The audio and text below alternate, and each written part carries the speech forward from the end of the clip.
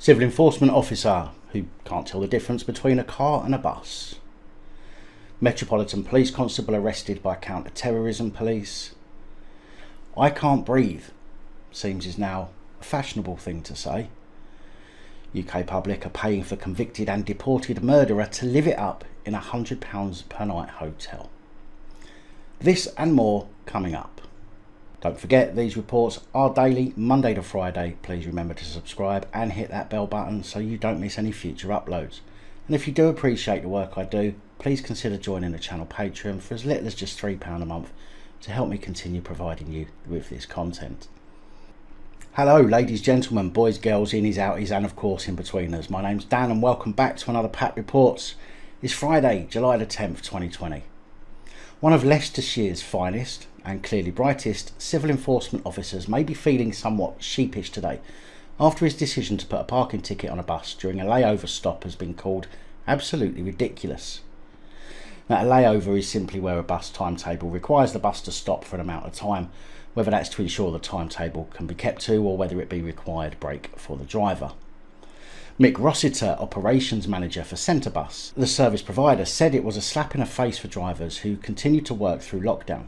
Centrebus has operated the route on behalf of Leicestershire Council for several years, and Mick said, "It's quite bizarre. The driver is out all day and takes his breaks on the road. He went across the road during the layover to get a sandwich and a drink. 6 minutes later, a traffic warden had slapped a fine on the bus. It's completely unfair." The £70 fixed penalty notice which Centrebus is appealing was issued to a bus for stopping on a restricted bus stop. A spokeswoman for Leicestershire Council said, "As a council, we only deal with a small number of this type of offence and the work done by our enforcement officers is important in making us more money. In deterring drivers from parking inappropriately as we look to keep our roads and streets safe and traffic on the move." She added that the appeal would be carefully considered. I can just imagine the civil enforcer's face as he walked away from that ticket, laughing his arse off. An unidentified West Midlands police constable, whose identity has been withheld apparently due to the nature of his work, has been given the boot at a misconduct hearing yesterday. The unnamed constable is believed to have been given a final written warning already in September of 2019, but the force is said to have challenged that decision, which resulted in yesterday's misconduct hearing. Although there is very little information about the actual offence, it's said that the constable made racist and inappropriate comments about his colleagues, for which yesterday's panel unanimously agreed that the constable should be dismissed without notice. Head of Professional Standards, Detective Chief Superintendent Chris Todd, said, "It was clear in this case that the officer felt it acceptable to talk about other colleagues in a racist way. It was always our case that any officer or member of staff in West Midlands Police behaving in that way should be dismissed. There is no place for racism in policing, and if we don't eliminate it internally, we cannot expect the public, particularly those from black, Asian and ethnic minority communities, to put their trust in us. It was the right thing to do, therefore, to challenge the original decision at the High Court. I hope now that this outcome will give confidence to our colleagues across policing to report such behaviour, knowing that they will be supported, and that it will give confidence to our communities that they can trust West Midlands Police to root out racism." So there you go, West Midlands Police. You don't have to give up your colleagues if they beat people up or mistreat them in any way, other than if it's against BAME people. Avon and Somerset Police Constable 45-year-old Tim Silverwood appeared in PAP Reports on the 18th of June, where it was reported that he had been charged with the theft of £2,750 and €550 from another person in October 2019, which he admitted at Bristol Magistrates Court. Due to his admission, a sentencing date was set for the 15th of July. However, in the meantime, as a result of his guilty plea, Due to his admission, a sentencing date was set for the 15th of July. However, in the meantime, as a result of his guilty plea, a special case misconduct hearing was held yesterday. A hearing which did in fact conclude that the allegations of gross misconduct were proven, and the appropriate sanction was dismissal without notice. Bye-bye PC Silverwood. Chief Constable Andy Marsh said PC Silverwood's disgraceful conduct is at the most serious end of dishonesty and will no doubt cause significant harm to the confidence of the public in their police. His dismissal will help restore confidence that such behaviour is absolutely unacceptable within policing. PC Silverwood's criminal conduct was much more than a serious lapse. Indeed, it was a premeditated course of conduct. He is a disgrace to the uniform he once wore and has undermined the purpose of policing through his dishonesty. There is no place for him within policing or Avon and Somerset constabulary, and he will be dismissed without notice and entered onto the barred list so that he can never have any involvement in any role in policing in the future. Now, I will of course bring you the result of his sentencing as soon as possible. 21-year-old Benjamin Hannam, a probationary Metropolitan Police Constable, an ex-probationary Metropolitan Police Constable, has been charged with being a member of a far-right terrorist group. 2 counts of fraud related to accusations that he denied being a member of this organisation in his application to join the Met Police, 1 count of it possessing an indecent image of a youngster, and 1 count of possessing a prohibited image of a youngster, and has been bailed to appear at Westminster Magistrates Court on August the 6th. Hannam was initially arrested by counter-terrorism police at an address in North London, where they carried out a search in May. It is said that he had been suspended from duty whilst the investigation was ongoing. The Metropolitan Police previously announced that the case had been referred to the IOPC. Anyone found to be a member of or offering support to a prescribed group can face up to 10 years in jail. Again, very little information on this story, so as soon as I do find out more, I will of course update you. Holmes-Lewis, youth mentor from London and founder and CEO of youth mentoring organisation Mentivity, has spoken out as a black man about the Metropolitan Police incident with Bianca Williams. I mean, every man and his dog is getting involved with this one, aren't they? But this is not what you might think, and in fact it's nice to see and hear from someone who, in my opinion, speaks some sense. I say some sense because I don't necessarily agree with all of his points, but unlike the mainstream media, at least I will give you all of the info by sharing even that which I don't agree with. Although some of you might not agree with me, and that's fine. We can discuss those opinions in the comments. However, let's try and keep the indirect comments calling me a racist to a minimum today. That'll be nice. Holmes-Lewis said he has been stopped by police 30 times and never once received an apology. No surprise there. And that Bianca Williams only received an apology because she is in the public eye. No surprise there either. And he said that the Metropolitan Police Force are racially profiling black people and that officers need to be more accountable in terms of their actions.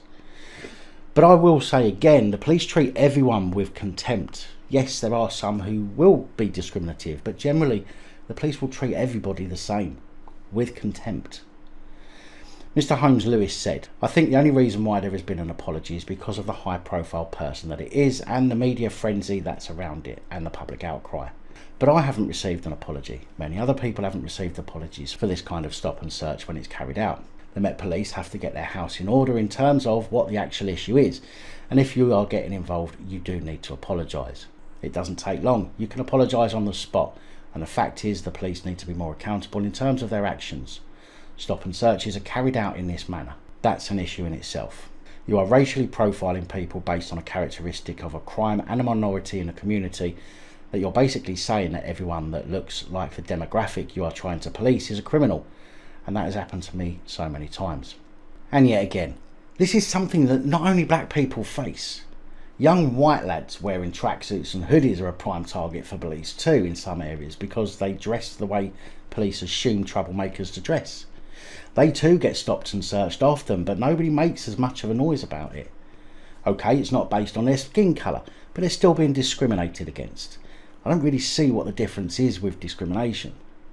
Sir Peter Fahey, who is chair of anti-discrimination charity We Stand Together, said, "They are also under huge pressure to deal with what is an out-of-control drug market, and it's really unfair to criticise individual officers on that front line when we have failed social policies.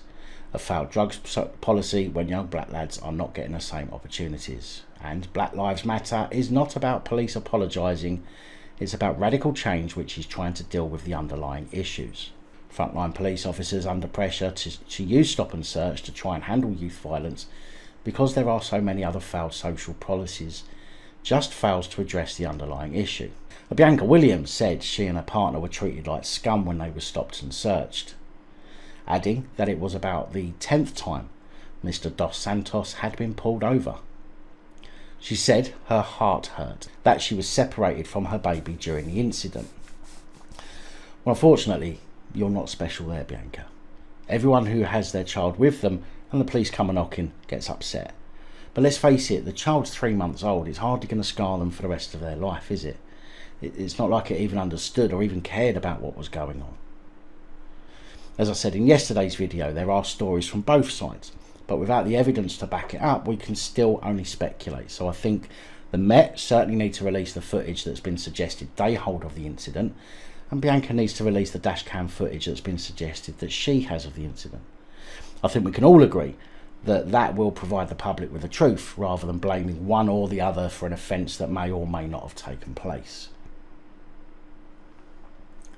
Footage has emerged within the past couple of days of Sussex police restraining a man in Brighton and has been referred to the IOPC for investigation. In the video, the man is being restrained by 3 constables and is pinned to the floor while he calls out, "I can't breathe. Why have you got your arm on my neck?" and "Bro, I can't breathe."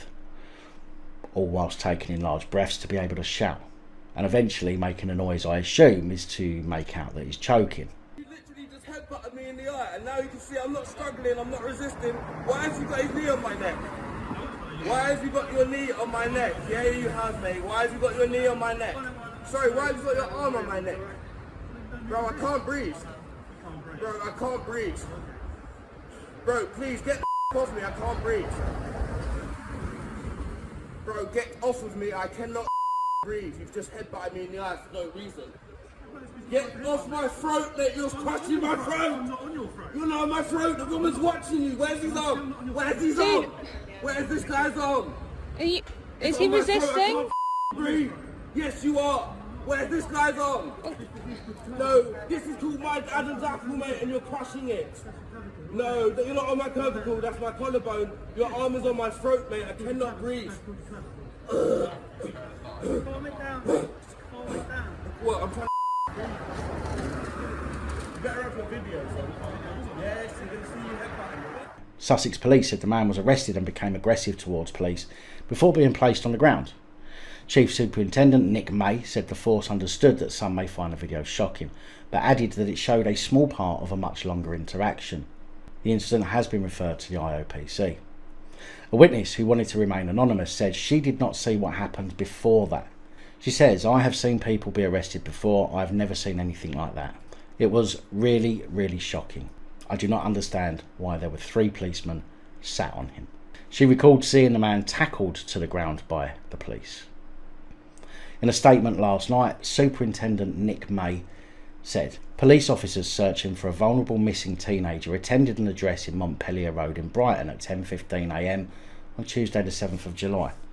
A resident of the address, a 28-year-old man, refused police entry and was arrested. Police subsequently found the missing 17-year-old young woman hiding at the property and returned her safely home. Once under arrest, the man became aggressive towards police and was handcuffed and placed on the ground before being transported to custody. We train our officers to protect themselves and others using reasonable force, and are reviewing this footage together with body-worn video captured by the officers of the entire interaction to identify if any further investigation or learning is required." A spokesman for the IOPC said, "We are aware of this matter and are making further inquiries with Sussex Police. We will then be in a position to make an informed decision on the level of IOPC involvement." On the 18th of June, we spoke about Christopher Clark Jones. Jones, originally from Tyneside, or born in Tyneside, is not a police constable or any other kind of public servant. In fact, Jones is a murderer who recently finished serving 15 years in an Australian jail for the murder of 17-year-old Morgan Shepherd in 2005. At the time of the report, I explained how Australia had literally 0 issues deporting people they don't want, who aren't from Australia and who have committed a crime, whereas our own government seems quite happy to let foreign murderers and criminals leave jail and continue to walk the streets of our country. Australian officials ensured that once Jones's sentence was over, he was escorted to the airport and placed on an aeroplane and made to leave, an act which made our own government say, "Yeah, okay, no problem, send him home, we'll look after him." Whereas if in the UK wanted to do the same to some of our foreign criminals, their government would simply say, "No, not happening, keep them." Well, after graciously agreeing to welcome back a murderer who decapitated his victim and filled him with 133 holes, it appeals that we, yes, you and I, the great British public, are paying for Jones to live in a £100 per night hotel and have pocket money to live on. One article says that Jones whiles his days away eating fry-ups, smoking cigarettes and drinking beer. A source has said that he is one of Australia's most notorious murderers who should have spent the rest of his life behind bars, but is now living life as a free man in London without a care in the world. He quite openly talks about his past. He has no remorse and is a cocky type. It's unbelievable and terrifying that people can mix with this guy without knowing what he's done. Jones is said to have spent all but 1 year of his life living in Australia, but never applied for citizenship. Now, I'm not entirely sure how that all works, but surely if he spent all but 1 year in Oz, then at the very least he would have been 1 year old when he got there, and seeing as he was born in Tyneside. Wouldn't the onus to get citizenship been on his parents or whoever took him there? Anyway, when he was freed from jail last month, his visa was revoked and he was deported immediately. Australian Minister Peter Dutton said as a UK citizen he didn't deserve to stay in our country, which sounds just like the kind of premier we need here in our country. Metropolitan Police PC 31-year-old Kashif Mahmood from Harlow in Essex appeared at Westminster Magistrates Court on Wednesday, where he was remanded in custody. Mahmood is accused of being involved with a money laundering conspiracy and conspiracy to acquire criminal property.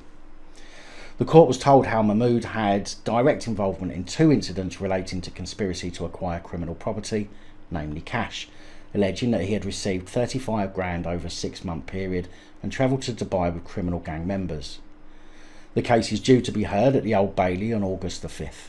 Mahmood has also been suspended from duty. Well, he's not going to get a lot done while he's in lockup on remand, I suppose, except maybe some police recruitment activities. And speaking of police recruitment, a Freedom of Information request has revealed that police forces across the UK employ at least 211 criminally convicted police constables and PCSOs. The request went to all forces, but was only answered by around a third of them, meaning the number is clearly going to be way more than the 211 reported, for crimes including assault. Oh, I'm sorry, that was my surprise look. Burglary, drug possession and animal cruelty. The National Police Chief Council say that having a criminal record has never been an automatic bar to joining the police and insisted officers are vetted throughout their service. Among the UK forces to reveal how many of their serving police officers have criminal convictions, the Police Service of Northern Ireland, PCS. Among the UK forces to reveal how many of their serving police officers have criminal convictions, the Police Service of Northern Ireland, PSNI, said 99 serving officers had received criminal convictions while employed for the force. The offences including death by careless driving, common assault, harassment and possession of a firearm, and drunk in charge of a firearm. North Wales Police said 20 police officers and 5 PCSOs have criminal convictions, including a sergeant convicted of assault, 2 officers guilty of drug possession and 2 officers convicted of cruelty to animals. Kent Police said 22 serving officers have been convicted of crimes, including 5 officers ranked inspector or above, for offences including common assault, criminal damage and drink driving. 14 from Avon and Somerset Police have convictions for crimes such as assault, burglary, theft and obtaining money by deception. 7 Dorset Police constables have criminal convictions, including a constable convicted of burglary and ABH, and a constable guilty of causing unnecessary cruelty to a protected animal. Devon and Cornwall Police said 9 serving police constables have convictions for crimes including drink driving and Data Protection Act offences. Norfolk Police said 3 officers have criminal convictions, including a constable guilty of battery and another constable convicted of possessing imitation firearm in a public place. Cheshire Police said 18 serving police officers or PCSOs have been convicted of crimes, but refused to reveal any further details, saying it would breach the Data Protection Act. The Home Office guidelines state that police forces should not recruit people with cautions or convictions which may call into question the integrity of the applicant or the service. But the guidelines also states that each case should be dealt with on its own individual merits. A Home Office spokesperson said there are around 125,000 police officers in England and Wales, the overall majority of whom carry out their duties with the utmost professionalism and integrity and are committed to keeping the public safe. Forces are required to adhere to a stringent vetting code when recruiting, but once you're in, it doesn't matter. And we have introduced reforms to strengthen the disciplinary system and ensure that the small minority of individuals who fall short of the high standards their peers and the public expect of them are held fully accountable. A serving police constable from Greater Manchester Police called it an internet radio show, Celebrity Radio by Alex Belfield, hosted on YouTube on Thursday the 9th of July with some very interesting news to share. The caller called himself Ian from Stockport in Cheshire, and he said, "I was just listening to the podcast with regards to people being stopped. Now the reason that vehicle was stopped is because it has heavily tinted windows, so you can't see the occupants of the vehicle. And what part of our remit is, we stop all vehicles which have got heavily tinted windows." He went on to say that he works in the Cheadle area where a lot of footballers and other famous people live, who all seem to have tinted windows, so police tend to pick on those vehicles. Although I'm assuming he means vehicles they haven't got information of on their ANPR or via P&C check. But then saying that, even if the info was on the ANPR or P&C due to the value of the vehicles, I would assume that if they're not simply flexing their muscles, they could be stopping to check it's not been stolen. When the host asked him about the law regarding tinted windows and said, "I thought you're not allowed to black out windows," the caller said, "You're not allowed to, no, and they are flouting the law." He said even though the vehicle didn't stop for only about 20 seconds, it still becomes a pursuit. And let's bear in mind that since the Met haven't retracted their original statement about the vehicle not stopping until we have proof of that, I have to take into consideration when speaking about this, just as I have to take into consideration that Bianca Williams hasn't released any further video or dashcam footage herself. So at the moment, we really don't know who's telling the truth in this incident.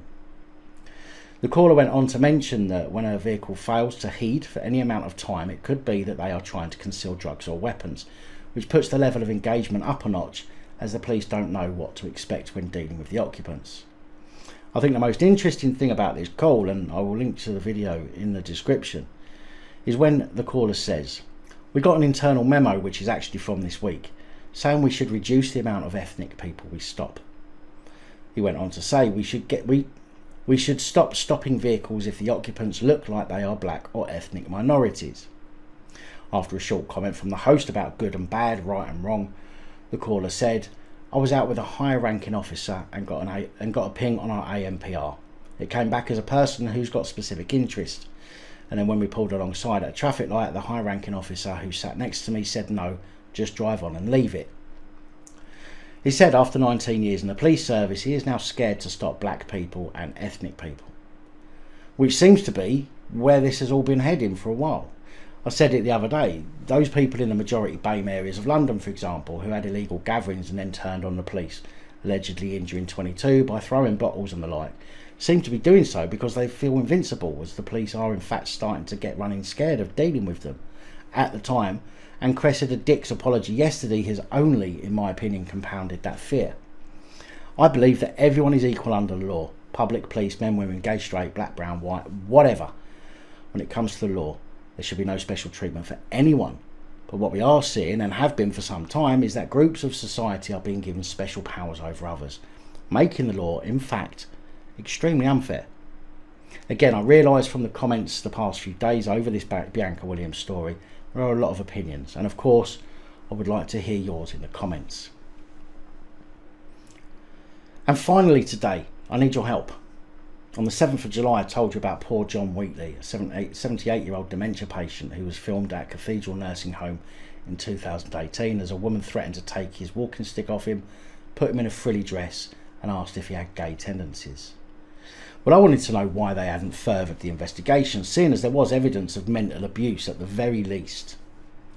So I emailed their press office on July the 8th and received a reply yesterday.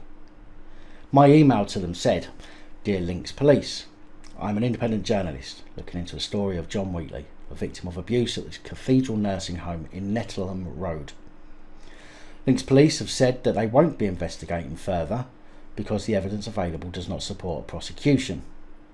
Yet there is a video showing some of the mental abuse that Mr Wheatley sustained while in the care of Cathedral Nursing Home and at the hands of care home manager Tina Bardsley. With the video evidence available, can you tell me why this was not enough to push for a full investigation or prosecution? It might not seem like the worst abuse in the world, but the mocking and clearly upsetting Mr Wheatley surely indicates a possible pattern of abuse which other members of the home may have been faced with. Can you tell me if other Cathedral Nursing Home residents were spoken to in relation to possible abuse? Can you also tell me if the investigation was ceased due to Mr Wheatley dying before leaving Links Police, therefore leaving Links Police with no victim? A quick response would be incredibly appreciated. Their response was, "Hi Daniel, there was a full investigation, and that whilst we have detailed the reasons to the family, we cannot go into these details publicly further than to say that there was insufficient evidence to support a criminal prosecution. The death of Mr Wheatley was not the reason for this decision. Our investigation found no evidence of mistreatment or any other residents." Detective Inspector David McKean from the Protecting Vulnerable People Unit, Lincolnshire Police, said, "Following our investigation, no further action will be taken. We have been in contact with the victim's family to explain the decision. Sadly, Mr Wheatley died while our investigation was ongoing. I would like to take this opportunity to pass my condolences on to Mr Wheatley's family and friends." So from that email, and I could be wrong, but it seems that due to the fact that it was only Mr Wheatley who received the awful treatment and now he's dead, they're not going to bother bringing Tina Bardsley from Grimsby to account for her actions. So let's get to the help I want to ask of you. I've been trying to find, in the limited time that I have available, Mr Wheatley's nephew, 42-year-old Stuart Wheatley, to speak directly to him. I can't find any further information on Stuart, so I don't know where he lives or what he looks like, just his name and age. But I really would like to speak to him and ask him some questions.